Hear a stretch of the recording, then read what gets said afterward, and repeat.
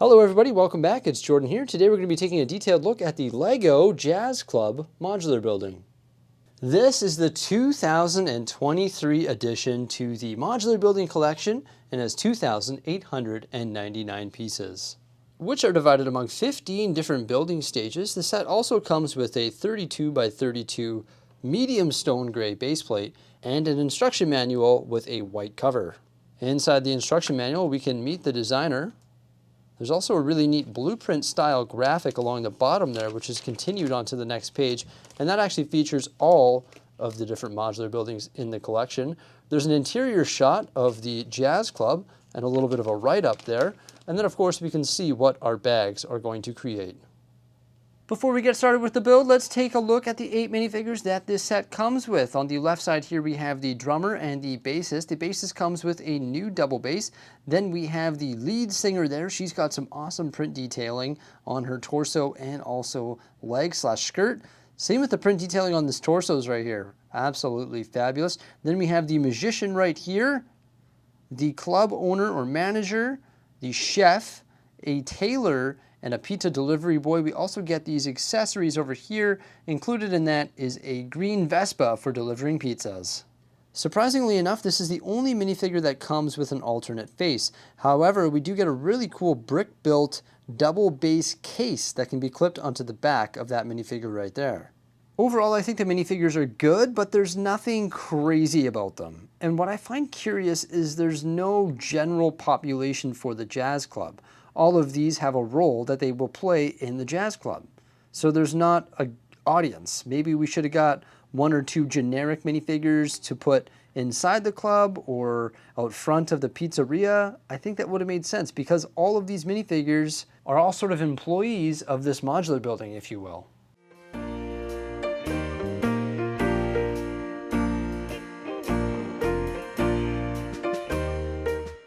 I must say that this modular building is off to a pretty good start. I love all the different colors, the part usage, and also the fact that everything is print. Like these 2x6 tiles here are print. Live music all night and magic show. And then we also have the jazz concert. Every Friday, live music. Those are all printed elements, which is obviously a huge plus. Also, this tailor element right here, established in 1932. Well, of course, that's the year that the LEGO Group was established, so a nice little Easter egg there. Also, the lavender accents are all over this building, specifically right here with the sign and the door. But look at all the colors. We've got dark orange, light gray, dark azure, then we've got some dark red, and over here some cool yellow or bright light yellow. And then the awnings going over top of the pizzeria. It's crazy how many colors are jammed into this building. There's also some gold and reddish brown, and then the windows are sort of framed using tiles and a snot technique. You can see some of the 1x8 white tiles there on the sides and some 1x4 tiles on the bottom. Also, the cool yellow pillars are pretty nice there as well. Also, these modified 1x2 bricks on the face of the building add a nice texture, and then we have some snot-mounted 2x2 jumper tiles with the 1x1s mounted like diamonds on the front. And I love the way that this entrance was clipped into place after we actually built this structure here. It's at a very interesting angle, and it serves as the entrance and also the ticket booth. Out front of the pizzeria, there's this lattice right here with some flowers clipped to it. And I like the dark tan tiles mixed in with those dark bluish gray tiles. And you'll also note that the staircase leading up to the second floor actually has outside access. Swooping around back here, you can see that dark orange is continued. And then we have a little wood cache right here because inside the pizzeria, they have a wood burning stove. And you can see how that is created in the exterior of the building here with some masonry bricks in dark tan. The lavender door there, of course, leads us to the staircase, which will bring you to the second floor. The staircase is rather narrow.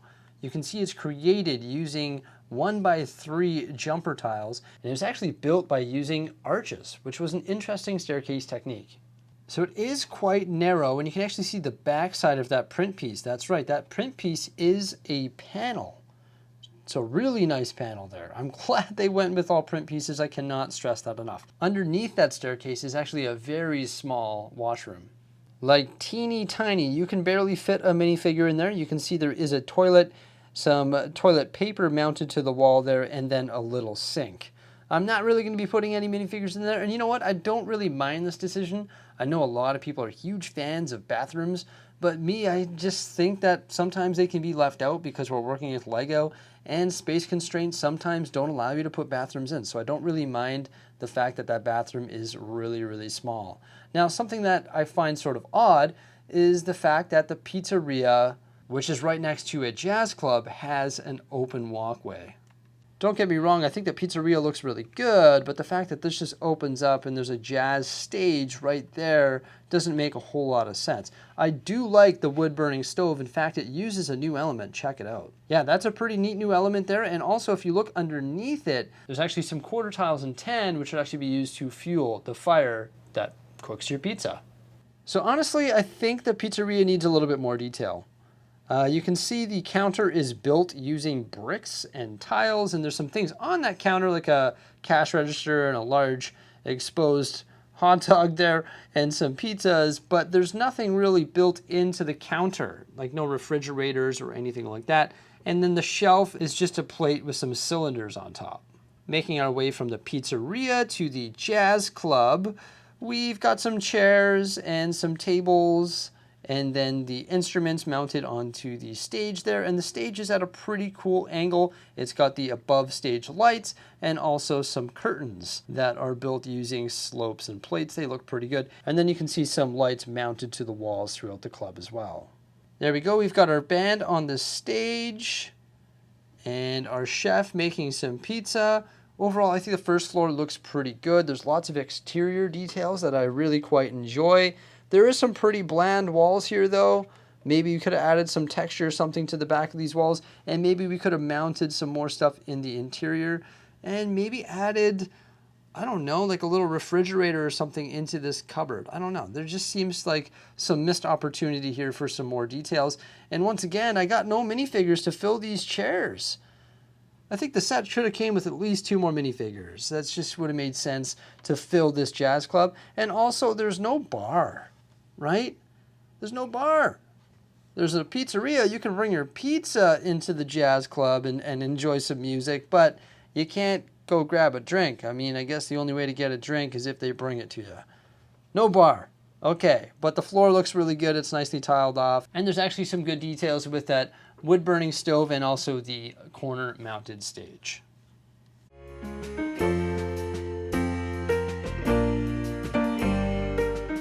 The second floor introduces Dark Red.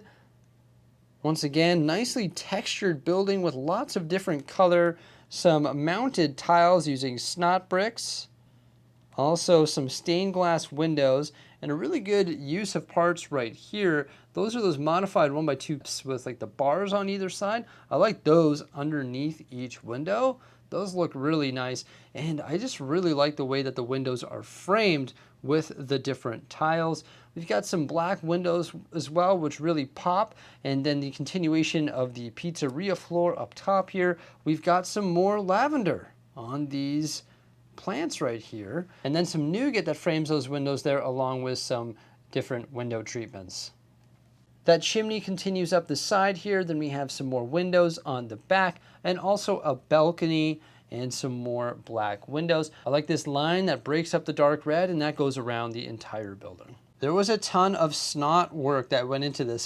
Snot means studs not on top, but you can see all the different snot bricks and also the brackets that were used to get these tiles to treat those windows quite nicely. Also, above the stained glass windows there, you'll see a really neat element, which is actually a half circular plate with a jumper. It's a relatively new tile, which was introduced here in 2022. You can make your way up to the second floor using that very narrow staircase and pop out onto the balcony here if you'd like. There is a lavender door, which will bring you into the tailor shop.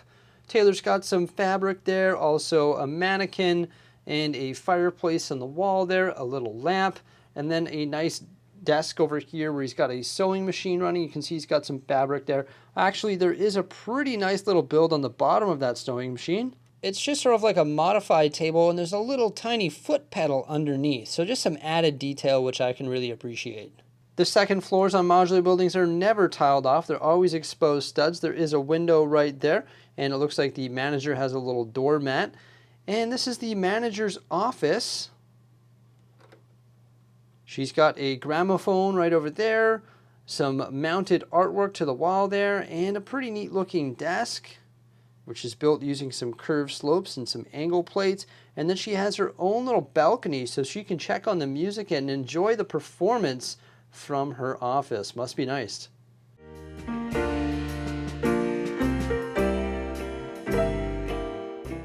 The staircase that leads us up to the third and final floor does not have a railing, so be careful. It is quite narrow. You know what, I've always said that staircases take up a lot of room, so I can appreciate that they made it a little bit more narrow just to save room for some other goodies. You can see it's got a curved railing going around that staircase. There is a ladder mounted to the wall there, just like a plant, nothing too crazy there, just sort of like a randomly placed plant in my opinion. We've got a really nice piece of art going over top of this very interesting couch though. Look, it's a music note. I love that couch too. Really well crafted, and that art is fancy. It's just a nice piece of artwork for the wall. Then we've got some music notes there. This is where performers can come and get ready and practice for their nightly performance. Pretty wide open in here, but I think it's all it really needs, right? The third floor looks really good when it's stuck onto the building here. You can see this nice curved piece going over top of the window there, so really nice window treatment. And then there's some cylinders topped with a tile, more of those snot mounted tiles using brackets. The windows look really good and they're really well framed in this set. The back side of the building has more windows and also some slopes, so it's looking pretty good. We got that consistent line going through the center of all those bricks as well, which I think adds a nice detail to the building and just looks aesthetically pleasing. Of course, we've got more of those stained glass windows here as well, and then some more of those jumper tiles mounted above and below the windows. Obviously, this ladder and this door right here make absolutely no sense, but I'm sure it's all going to come together when we put the roofs on.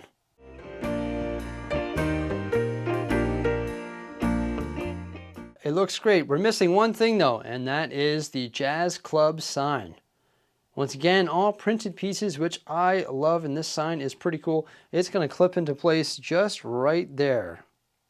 I actually really like the color of the sign. I like that dark blue and what is that, bright yellow or something.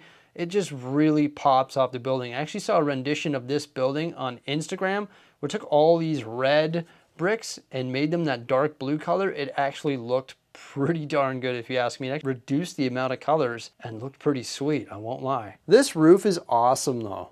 I really enjoyed the build of it. It just uses some really interesting parts to add some really nice detail. It's awesome. Also, there's a squirrel on the roof, so that's good. And then the roof access right here, that ladder leads up to that. And on this side here, the door pops out so you can access the rooftop garden. The garden build was pretty awesome, and I really liked the vegetables within, specifically the tomatoes. They use these modified candlesticks. That is a great element, and it really looks good compared to like a real tomato. I love the way they're just hanging there. The roof is awesome. I really quite enjoy it, especially that rooftop garden that has sort of a greenhouse vibe, and then right beside that we have the chimney as well. Overall, I really like this modular building and think it is a great addition to the collection. I think we should have got at least one or two more minifigures to fill the interior, and maybe it has one too many colors on it. But overall, I think the build looks really good. There's some really interesting parts and some great part usage and lots of stories as well, which seems to be the new thing with modular buildings. I can't wait to place it in the LEGO City. Let me know what you think of this set by commenting below. Remember to like, subscribe, and stay tuned for some more great stuff, and have yourself a jazz-filled day. Farewell.